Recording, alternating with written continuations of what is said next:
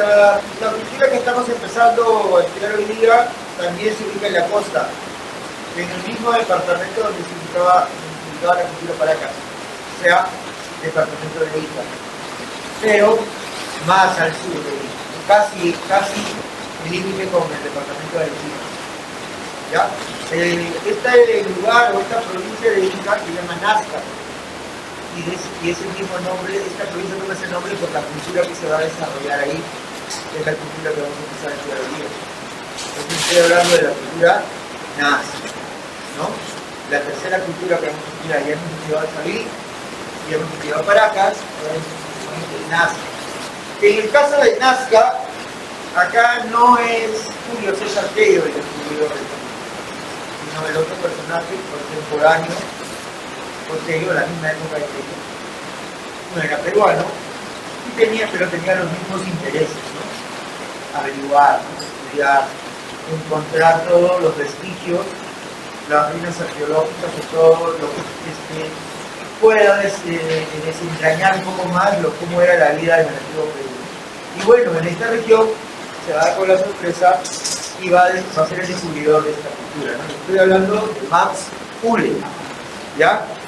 Max Uhle es el descubridor de esta cultura.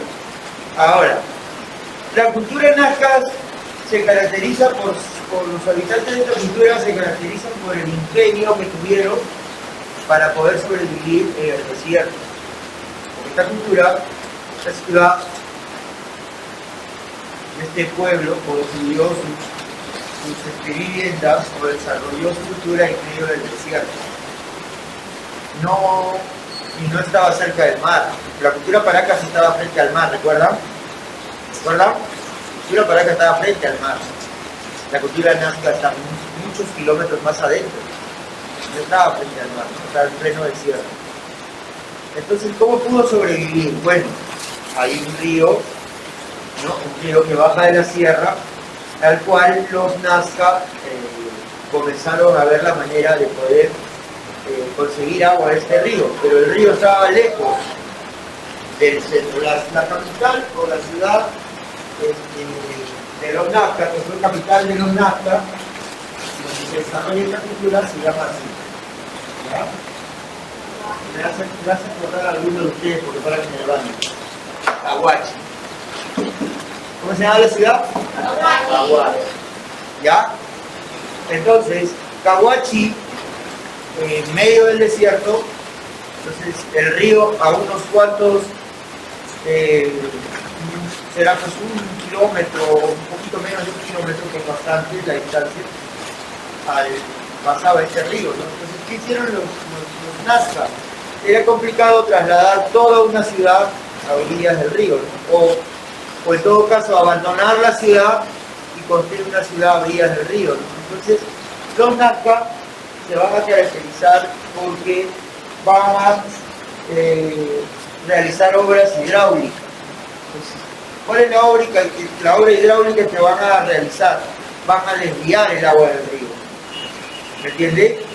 No es que van a trasladar todo el río que pase cerca de la ciudad, sino que van a desviar el agua nada más. El río, la ciudad está acá, ¿no? Acá está Caguachi, y el río estaría por acá, ¿no? Viniendo de la sierra hasta botar sus aguas en el mar, ¿no? Estaba muchos kilómetros más lejos. El agua del río venía por acá, ¿me entienden? Venía por acá, la ciudad estaba por acá. Entonces, ¿qué obra hidráulica hicieron los Nazca, ¿no? Desviaron se llama eso cauce, el cauce del río, o sea, el recorrido del río, ¿no? ¿Cómo lo hicieron? Abriendo zanjas por acá, ¿me entienden? Por acá abrieron una zanja, una abertura, y bueno, cavaron hacia abajo, y el agua del río que circulaba por acá, una parte se desviaba por acá. Y estas zanjas o canales llegaban a la ciudad de Caguachi. ¿Me entienden? Seguramente tú lo ves como algo simple, pero bueno, en esa época pues era algo revolucionario, ¿no? Que hayan tenido la inteligencia de poder ver cómo hacer que el agua venga a la ciudad. Y acá todo esto era desierto. Todo esto era desierto, ¿verdad? Ahora, no es la única manera que ellos utilizaron para conseguir agua. Otra obra hidráulica que hicieron fue cavar pozos, perdón. Cavaron muchos pozos. No había carros. Ahí hay carros. Cavaron muchos pozos, obviamente ya dentro de la ciudad o alrededor de la ciudad. ¿Y por qué hacían estos pozos subterráneos, no? Para encontrar agua subterránea. ¿Saben, no? Que hay agua subterránea. Por acá de verdad es seguro, ¿no?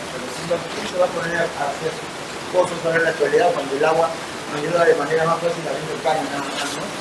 Entonces en otra época, acá no había afán, ni nada, ni baño, ni nada, ¿no? Entonces ellos buscaron la manera haciendo pozos, ¿no? Y funcionaba porque encontraban agua subterránea. Se han encontrado en esta ciudad, en los alrededores, esos huecos, ¿no? Donde los Nazca lo hacían para conseguir agua. Entonces, esa es la manera como este pueblo pudo vencer a quién.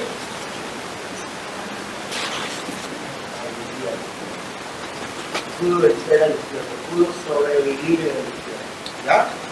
¿Entendido? Esta cultura de la capital de Cahuachi se va a destacar por dos cosas. Una de sus características es que dentro de las manifestaciones culturales, la cerámica. ¿Recuerdan? Que en las clases anteriores hemos visto que los sabín destacaban su cultura, ¿no? ¿Bien? A ver, ¿qué obras realizaron en la escultura los sabín? Muy bien. Todo lo que hacían, ¿no? Tipo estatuas, tipo monumentos de piedra, ¿no? Representando a los dioses. En eso a los sabín nadie les ganaba, ¿no? Fueron los mejores.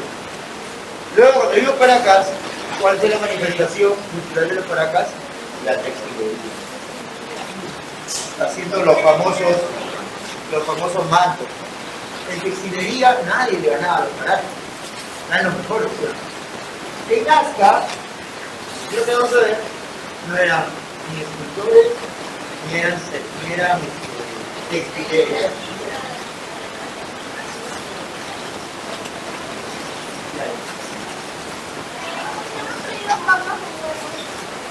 Ya, entonces decimos que los chavín eran escultores, los Paracas eran textileros, en lo que más destacaron. En el caso de Nazca, en lo que más destacaron los Nazcas es en la cerámica. Los Nazcas realizaron en el aspecto de la cerámica la mejor, la más hermosa, la más elaborada en comparación con todas las demás culturas. Para empezar, la cerámica Nazca era polícroma, quiere decir que usaban varios colores y sobre todo usaban mucho los colores vivos, los colores más alegres, como se les conoce, ¿no? Pero eran todo lo contrario de los chavín. Los chavín eran colores tristes, oscuros, ¿no? En cambio los Nazca usaban pues el amarillo, el rojo, ¿no? Colores más encendidos, ¿ya? Realizaban, por ejemplo, una técnica que usaban los Nazca en la cerámica, y seguro ya lo han escuchado en primaria porque ya lo debo haber contado.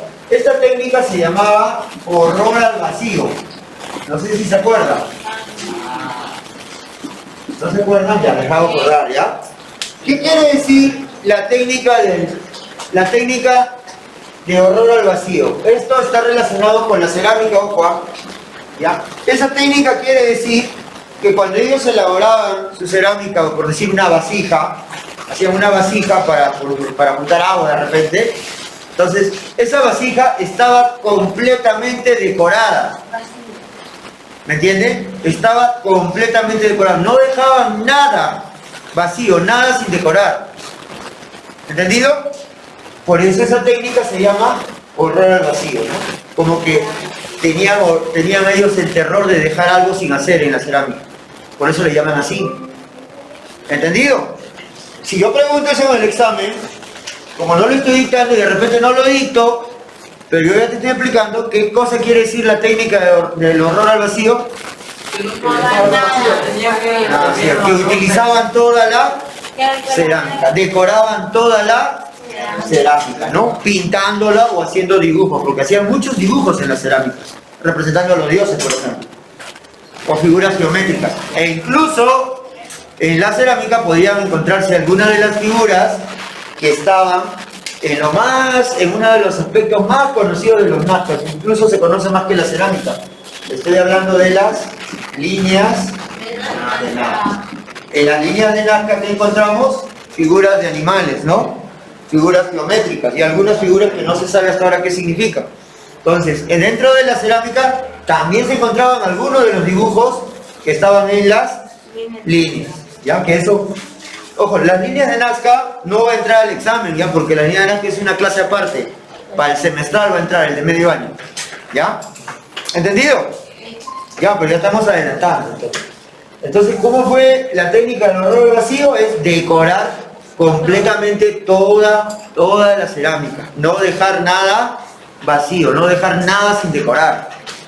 ¿Estamos claros? Entonces, eso era una característica de la cerámica, el horror al vacío. Segunda característica, lo que ya dije, era polícromos, ¿no? Utilizando colores alegres, colores más encendidos. Y otra característica eran los dibujos que hacían en la superficie de la cerámica, ¿no?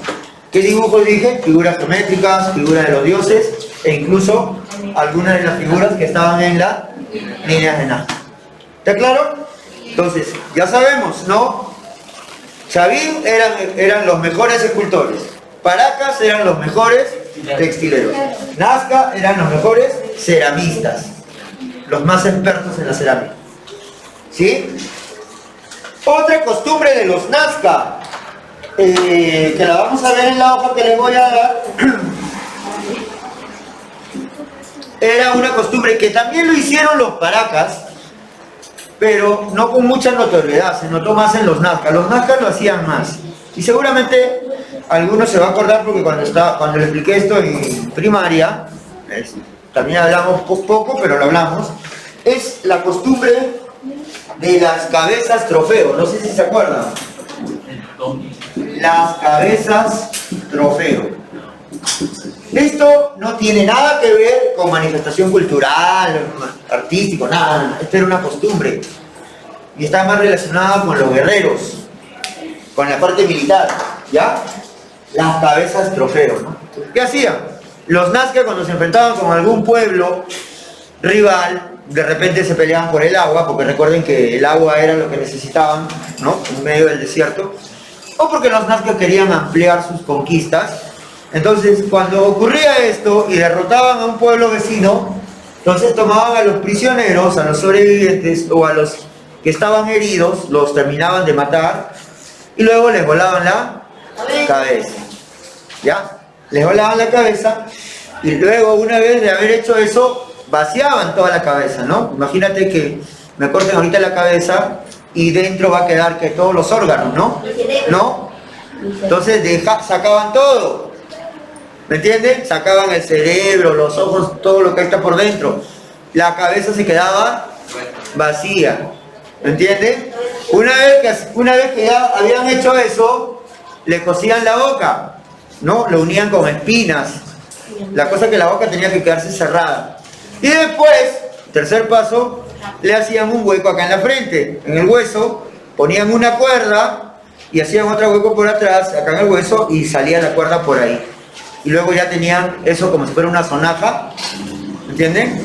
La cabeza estaba colgando esa cuerda, lo tenían en la mano, pero era un símbolo de ser un buen guerrero, tener más cabezas, quería decir que habías matado a muchos enemigos, ¿no? Entonces podías encontrar a un guerrero Nazca en su cinturón con 7 o 8 cabezas colgando, ¿no? De 7 guerreros que había matado, ¿no? Entonces, esas eran las cabezas trofeos. Costumbre de los Nazca, ¿no? También lo hicieron los Paracas, pero malos no. Es, por ejemplo, cuando los Nazca iban a conquistar un pueblo, los guerreros iban con todas las cabezas ahí para que el pueblo que se quería enfrentar con ellos vean, ¿no?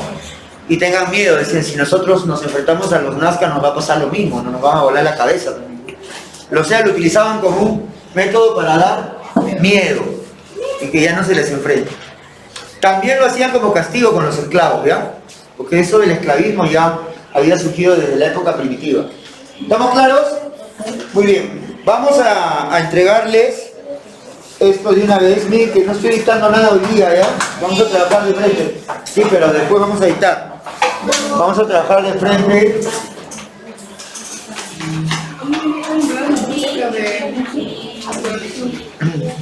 Ah,